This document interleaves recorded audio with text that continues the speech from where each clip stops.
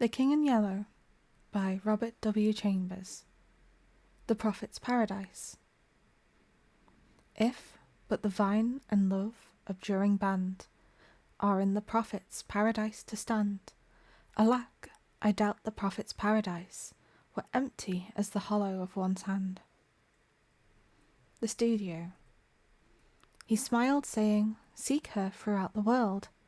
I said, "Why tell me of the world? My world is here, between these walls and the sheet of glass above. Here among gilded flagons and dull-jewelled arms, tarnished frames and canvases, black chests and high-backed chairs, quaintly carved and stained in blue and gold." "For whom do you wait?" he said, and I answered, "When she comes I shall know her." On my hearth a tongue of flame whispered secrets to whitening ashes. In the street below I heard footsteps, a voice and a song. "For whom, then, do you wait?" he said, and I answered, "I shall know her." Footsteps, a voice, and a song in the street below, and I knew the song, but neither the steps nor the voice.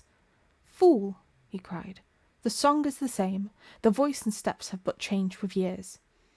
On the hearth a tongue of flame whispered above the whitening ashes, "Wait no more, they have passed, the steps and the voice in the street below." Then he smiled, saying, "For whom do you wait? Seek her throughout the world." I answered, "My world is here, between these walls and the sheet of glass above, here among gilded flagons and dull-jewelled arms, tarnished frames and canvases, black chests and high-backed chairs, quaintly carved and stained in blue and gold." The Phantom. The phantom of the past would go no further.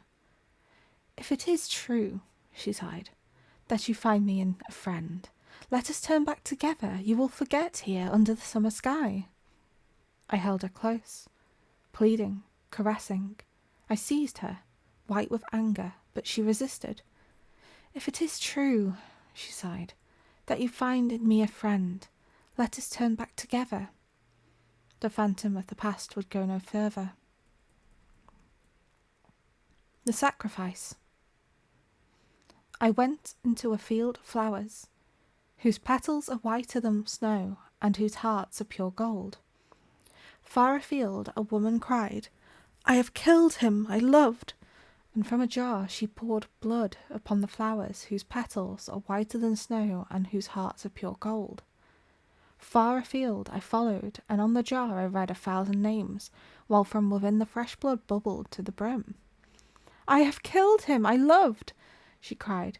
"The world's athirst, now let it drink." She passed, and far afield I watched her pouring blood upon the flowers whose petals are whiter than snow and whose hearts are pure gold. Destiny. I came to the bridge which few may pass. "Pass!"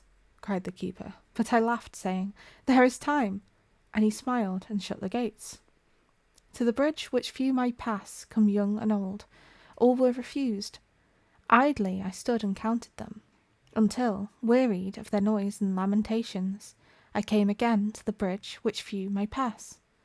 Those in the throng about the gates shrieked out, "He comes too late!" But I laughed, saying, "There is time." "Pass!"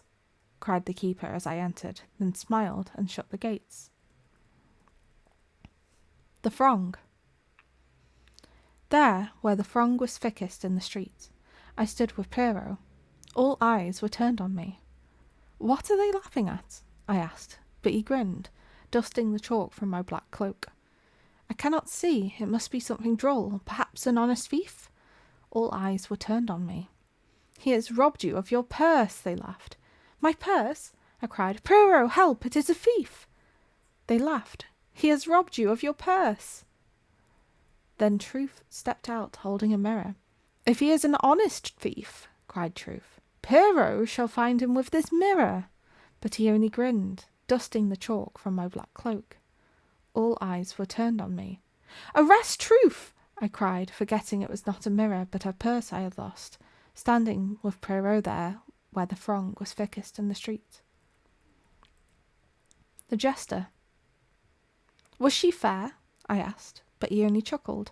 listening to the bells jingling in his cap. Stabbed, he tittered.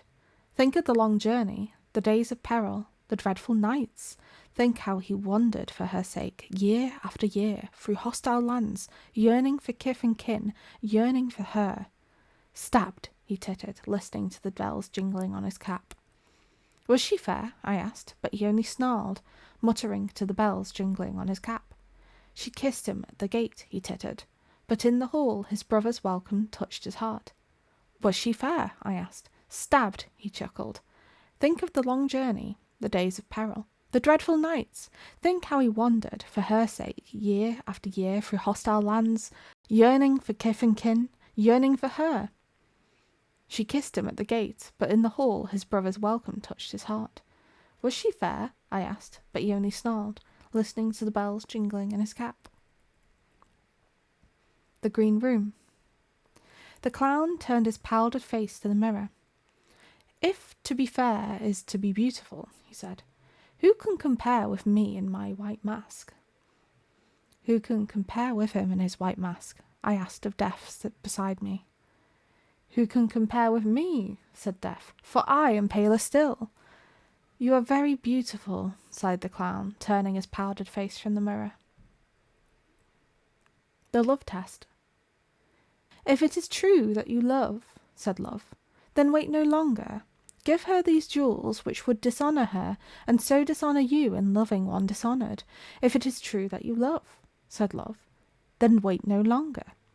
I took the jewels and went to her, but she trod upon them, sobbing, Teach me to wait, I love you. Then wait, if it is true, said Love.